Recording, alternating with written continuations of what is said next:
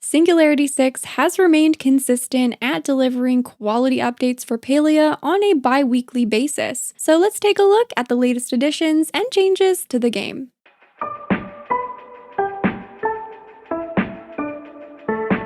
Hello friends, welcome back to my channel. I'm Sunstone, and this week we once again have another update for Palia. As usual, I'm here to get you up to speed on what to expect when you next boot up the game. So without any further ado, let's get right into it. So first up, we have 4 new premium outfit bundles available, which as a reminder is currently the only method of monetization for an otherwise free-to-play game. First, we have the Sylph bundle, available in Starfall, Vineglade, and Bright Bloom. Each outfit comes with a one piece and a hat, and when you equip the one piece, you will actually have a butterfly trail effect whenever you move around, which is pretty cool. Next up, we have the Folk Flowers bundle, available in Poppy, Sunflower, and Calendula. Each of these outfits come with a one piece and a hat.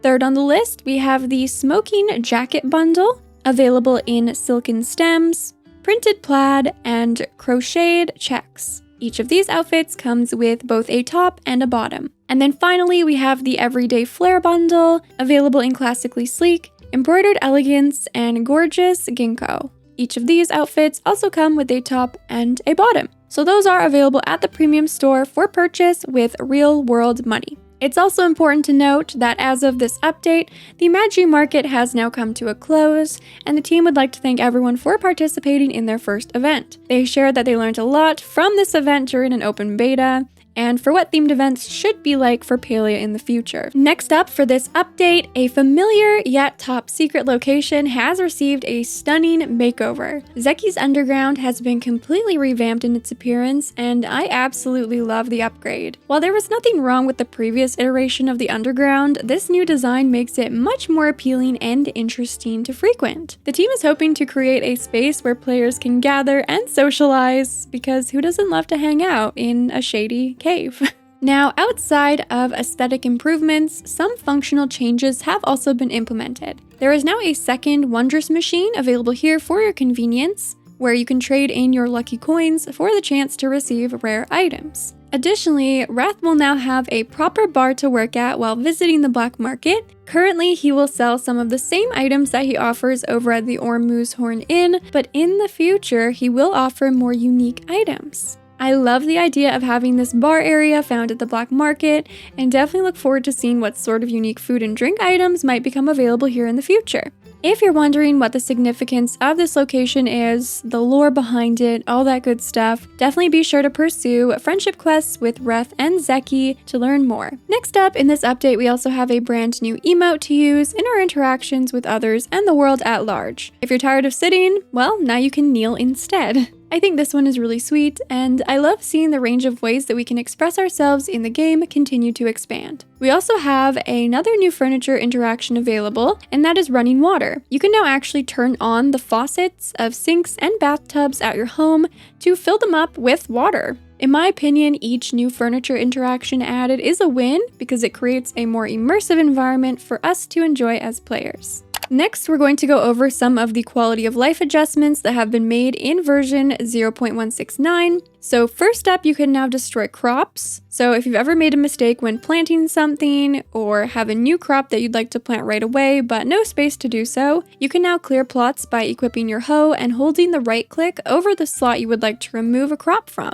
You must fully complete the animation for the crop to be destroyed, but do proceed with caution because sadly you will not receive a seed or a crop back from destroying it. Next, when you're online, now crops will continue to grow without requiring you to actually visit your housing plot. So this change is meant to alleviate the pressure that you might have been feeling in needing to go back and constantly check in on your housing plot every Palian day. Now you can just adventure around without as much worry, but don't forget to keep your crops watered when they need it. A minor quality of life update is that the icon for tomatoes and apple seeds have been adjusted to be more visually distinct from one another so you don't get them confused. Also, the user interface for adjusting door and wall styles in your house has been updated to be more intuitive. These options are found from the bird's eye view, which is accessed by pressing H on your keyboard. Overall, there should now be less clutter and only relevant options will appear based on what you're trying to customize. Additionally, the recipes for hot hounds and crab gumbo have been properly added to the game, which I personally didn't even know existed, and I guess this explains why. Several items are also now properly categorized as equipment in storage rather than as a consumable. So this includes resource trackers, kits, the smoke candle, and honey lures. And finally, for quality of life updates, in the workbench, tool recipes have been moved out of the equipment tab and will now have their own tab. So they want to reduce the amount of scrolling that you have to do when you're crafting more common recipes like ammo and bug bombs. So their new location is under a new tools tab.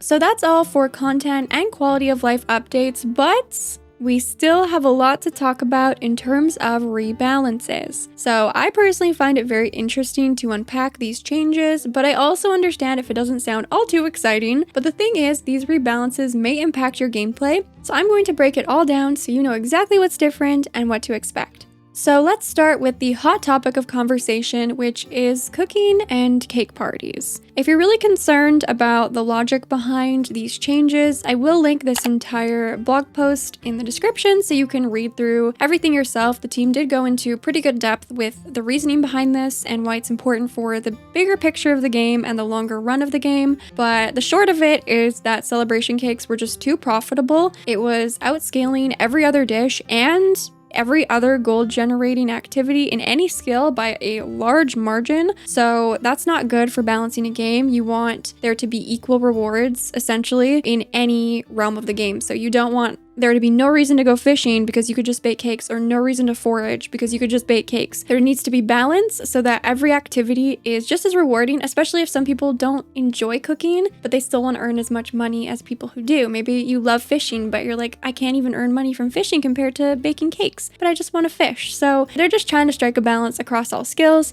And yeah, cakes were, I guess, far too profitable. I personally did not sell a ton of cooked dishes. I mostly used them for focus replenishment, but I was selling some higher value dishes like some cakes that I would, make here and there. But it's definitely not going to be as worth it anymore to do so because celebration cakes will now sell for about 40% less than they did before. The previous requirement for any preserve has been changed to any fruit. So instead of having to process your apples or your blueberries, for example, into jam first, you can just use the fruit as is. And the recipe will now also require sugar, which can be bought from Zeki's general store. The buy and sell value for both butter and milk have been reduced. And then overall, beyond just the celebration cakes, all cooking dishes have had their sell values reduced by 25%. And because a dish's focus value is directly tied to the sell value, there's also been changes to focus of certain dishes. So, bouillabaisse, mushroom quiche, quiche bahari, sushi, meaty udon, and poke will now all grant more focus, but stuffed mushrooms, steak dinner, akwindu chapa, chapa masala, creamy carrot soup, loaded potato soup, macarons, blueberry pie, apple pie, celebration cake, onigiri, and crab pot pies will now grant less focus. So even though these changes might feel abrupt right now, the team is hoping that it will set a really good foundation for cooking moving forward, especially when done with friends. Their goal is for there to be a variety of recipes to choose from so that it's cooking parties, not just cake parties. Then moving on to rebalances in gardening and fishing,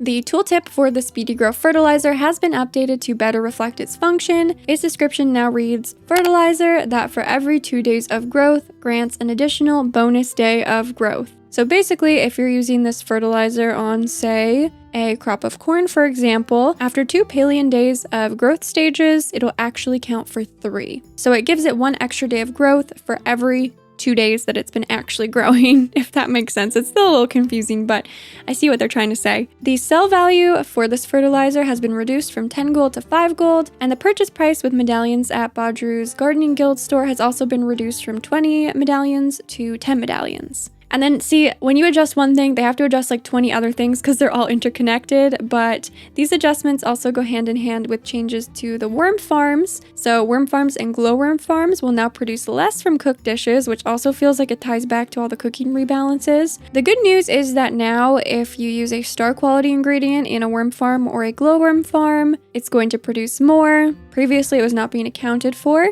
And also, glowworm farms will now produce twice as much Speedy Grow fertilizer compared with before. So then in terms of mining, now medium-sized pallium nodes will drop additional pallium ore. So the new minimum you can get is 2. And medium-sized Palium nodes will also grant more skill experience to better match their small and large counterparts. In terms of foraging, the team noticed that the income brought in from this skill was a little below expected targets, so even though they don't expect foraging to produce the same amount of income as something like fishing or hunting, they still want to give it a nudge. So the value for all tree seeds has increased, as you can see here, and the value for rare oyster drops, so pearls and green pearls, have also been increased. So overall, there were some buffs, some nerfs. We got a little bit of everything, but of course, please remember this is a beta experience, so nothing is really set in stone. The goal is always just to improve and improve for the long term and looking at it big picture. So in this update, the team also answered some commonly asked questions. So the first one being, are there going to be outfits added with every patch? The team says yes. They need to make money to keep developing Palia and have it be the game that they dream it to be.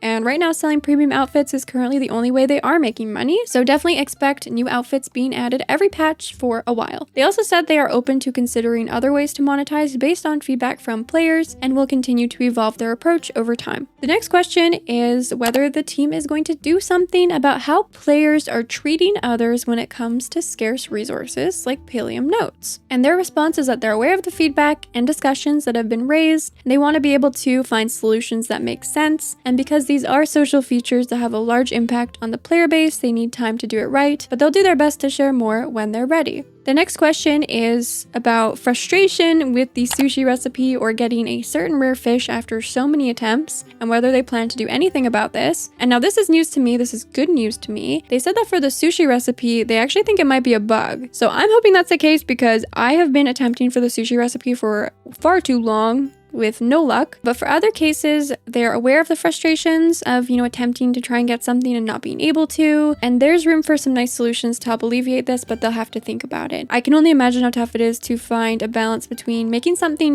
not so easy to obtain, but also not so hard that it becomes impossible or frustrating. The next question is about the homestead wall cabinet that used to have dishes in it, but now they're gone. What happened? And they said, oops, you're actually seeing a work in progress of something that they're going to be adding in a future update, which is actually the ability to open and close cabinet doors, pantries, and similar items, as well as being able to add your own decor items in them. So this will be another way to have more interactivity with furniture, and they're working on it, and that is why your homestead wall cabinet is missing its dishes. And the final question is about game icons, wondering why some icons don't exactly match their 3D models in terms of decor. And the response is just that the icons are often made from initial concept art of the furniture, but because of various factors, the end result of the actual 3D in-game object may look different. So ultimately, they will update the icons to better match the results and to better set expectations. So that was all the new content, the rebalances, quality of life, Q&A. There's also over 100 more bug fixes that have been implemented, so you can read through all of them here. If you've been running into bugs and you're curious, has this been fixed? Do they know about it? There's a whole list here of what has been fixed. And then as always, there's a list of top known issues. So that's like stamp card rewards from Magi Market, some achievement issues, the sushi recipe. So if you're wondering whether an issue is on their radar, you can read through here to answer that question. And then there's also an expanded list. It's a huge list. It's a long list. So again, give it a read through if you're curious, and then you know that the team knows about it and you don't need to worry. So that was a pretty hefty update, heavy on the quality of life and rebalances this time. I'm personally just really excited to go explore the new black market, but let me know your biggest takeaway from this update. Anything and everything, I always love hearing from you. Please give the video a like. If you've made it this far in the video, I appreciate it and it does help the channel so much. And with all that being said, thank you so much for watching. I love you all, and until next time, take care. And a very special thanks to Meredith, Formodus, Tansy, Cisco, Cheese, Divine Raven, Blossom, Paul, Jack, Danny, Starry Days, Dream, Becca, Kayla, Isenal, Wolf, Bumble, Salem, Zaries, Anime Lover, Ember, Lawrence, and Fabiola, my beautiful Sunstone members. I love you all very much, and thank you so much for the extra support on the channel, which really helps to make all that I do possible. It means the world to me.